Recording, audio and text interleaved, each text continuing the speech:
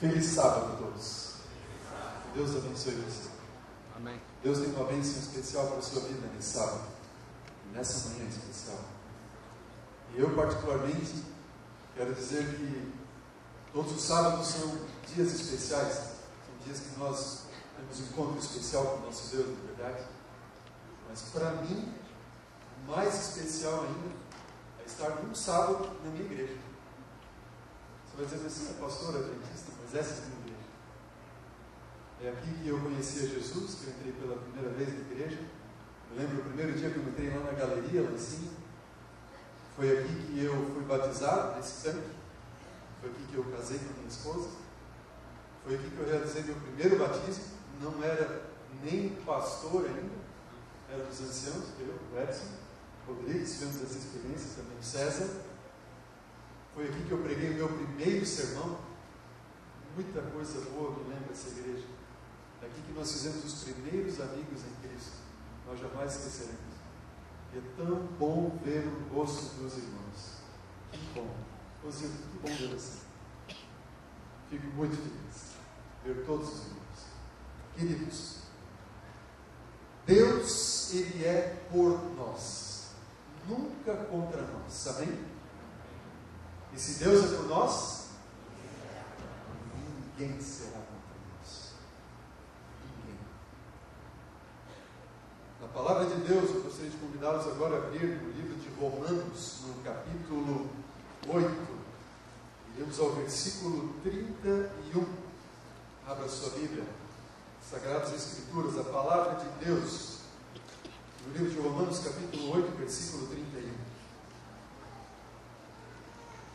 Antes de nós lermos, feche os seus olhos mais uma vez e vamos orar a Deus. Bom Pai, louvado sejas Tu, Senhor, por todas as bênçãos recebidas. Sobretudo, ó Deus, pela bênção de podermos estar em paz nessa hora, na Tua igreja, para Te louvar por tudo que Tu és.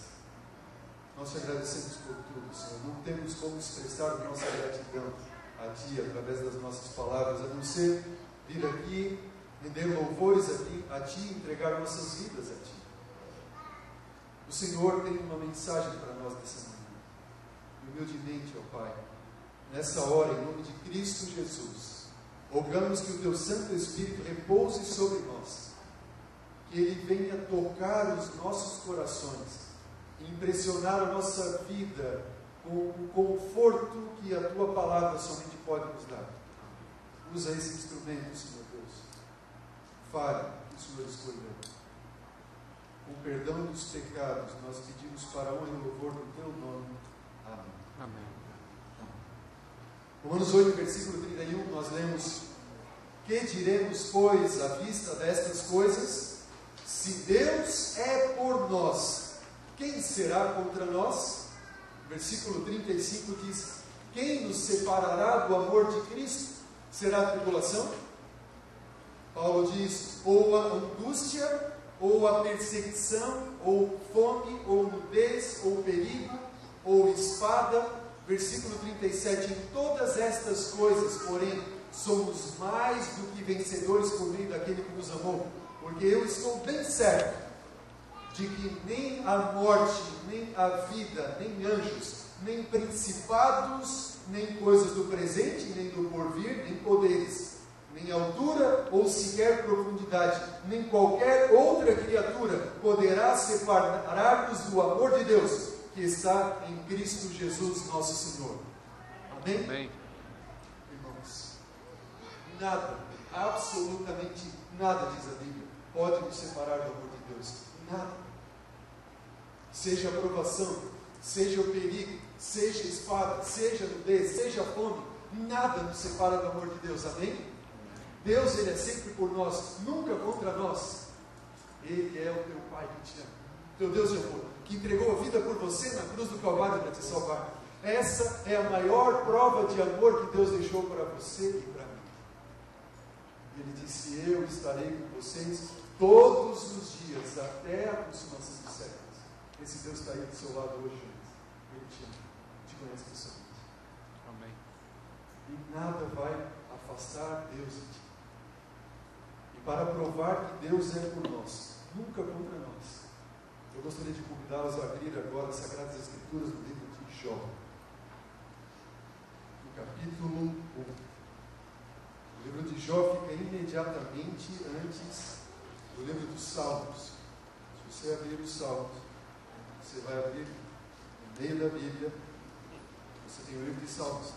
Anterior ao livro de Salmos, você tem Jó, capítulo 1, versículo 1. Vamos ler primeiramente o versículo 1 até o versículo 5. Vamos a Bíblia.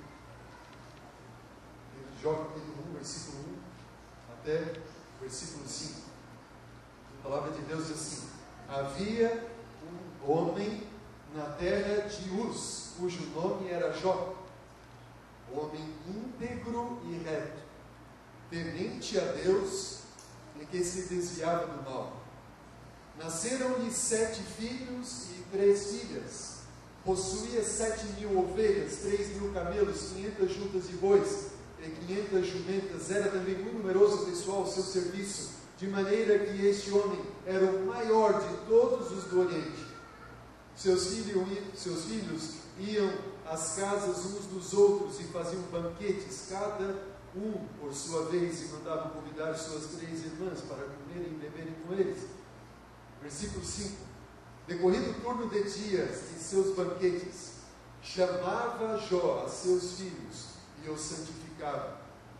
Levantava-se de madrugada e oferecia holocaustos, pois dizia: talvez tenham pecado os seus filhos e blasfemado contra Deus em seu coração.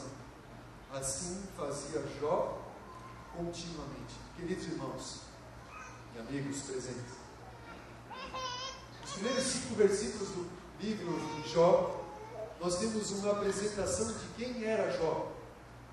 Nessa manhã, nós não vamos estudar e aprender somente quem era Jó, mas, sobretudo, quem é o Deus de Jó. Na apresentação do livro, você vê, primeiramente, o primeiro verso, quando abre, diz: havia um homem na terra de Uz, cujo nome era Jó. Como era Jó? Já o escritor do livro diz: Jó era um homem de que forma? Íntegro, reto.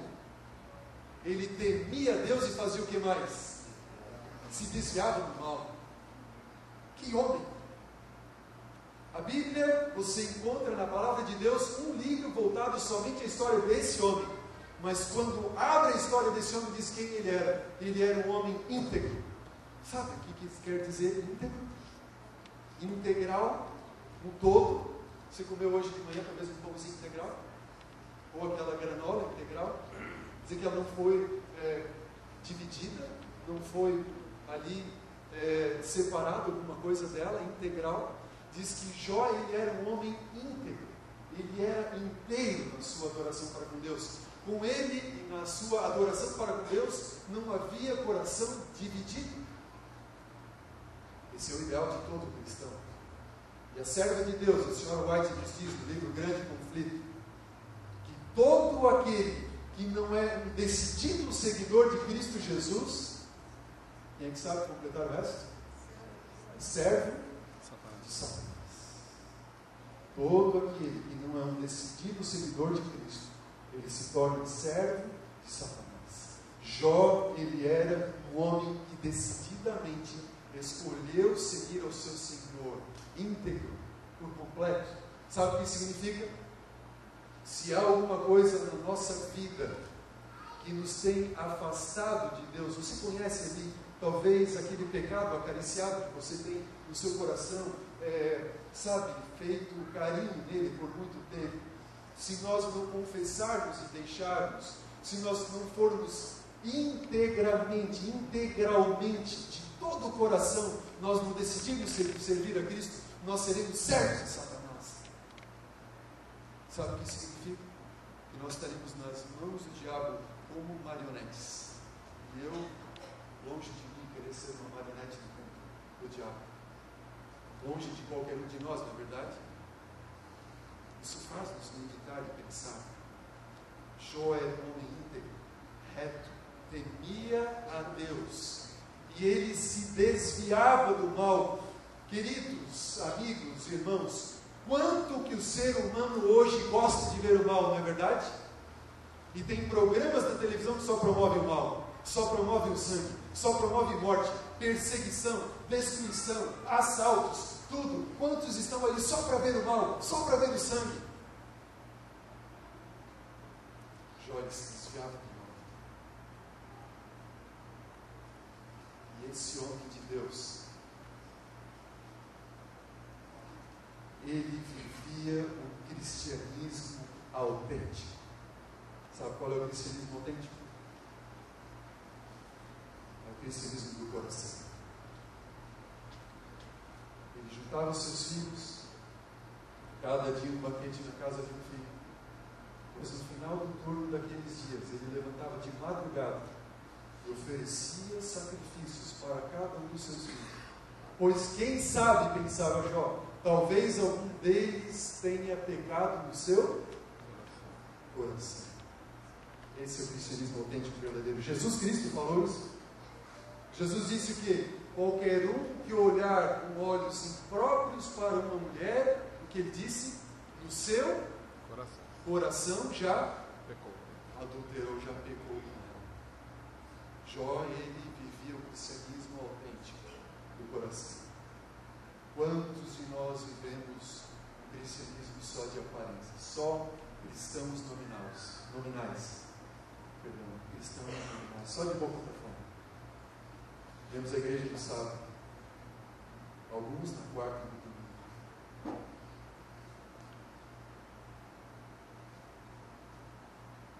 Nós temos que ser cristãos verdadeiramente de coração. A mensagem que Deus tem para nós nessa manhã vai sacudir a minha e a sua vida, porque Deus espera de nós algo,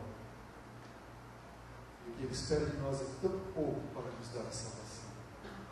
Deus quer nos dar a salvação, a vida eterna. Mas no livro de Jó, quando nós chegamos ao versículo 6, a cena muda da história da terra, passa a ser não mais uma visão horizontal, e nós temos então uma visão vertical. Nós vamos para o cenário do céu, e o versículo 6 do capítulo 1 diz assim: num dia em que os filhos de Deus vieram apresentar-se perante o Senhor, veio também quem? Satanás entre eles. Então perguntou o Senhor a Satanás: de onde vens?